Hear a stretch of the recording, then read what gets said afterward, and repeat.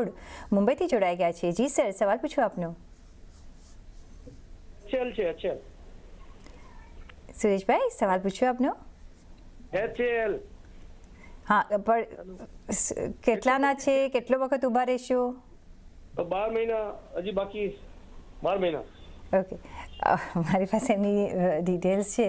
આ 1 વર્ષ તો એ ઊભા રહેશે। 125 કાઉન્ટર છે, 5200 રૂપિયાના। શું કરવાનું?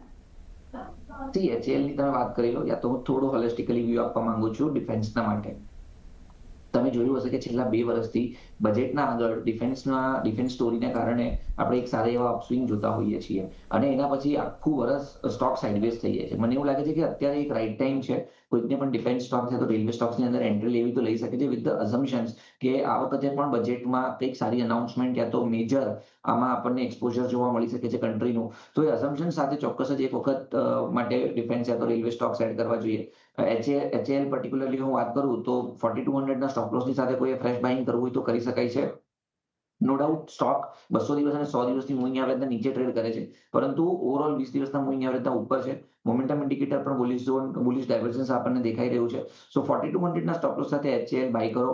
એટલીસ્ટ બજેટ સુધીમાં આપણને 48-4900 સુધીના લેવલ્સ આવે HAL માં એવું લાગી રહ્યું છે।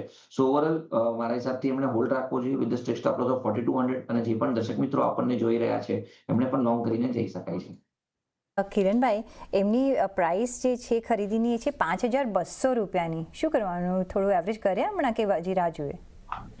મારા હિસાબથી એવરેજની જનરલી અમે સલાહ આપતા નથી, પણ અહીંયા બજેટનું અનાઉન્સમેન્ટ આવી રહ્યું છે એને ધ્યાનમાં રાખીને નંબર 1, નંબર 2 એક મેજર ટાઈમ કરેક્શન્સ પછી અત્યારે એક બુલિશ પેટર્ન આપણને દેખાઈ રહી છે।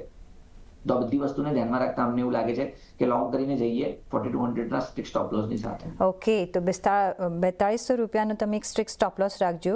આપણે બજેટ સુધીમાં 4800 થી 4900 ના લેવલ્સ જોઈ રહ્યા છે, તો ત્યાં સુધી તમે પ્લીઝ અહીંયા હોલ્ડની તમને સલામતી દેખાઈ રહી છે। પવન પટેલ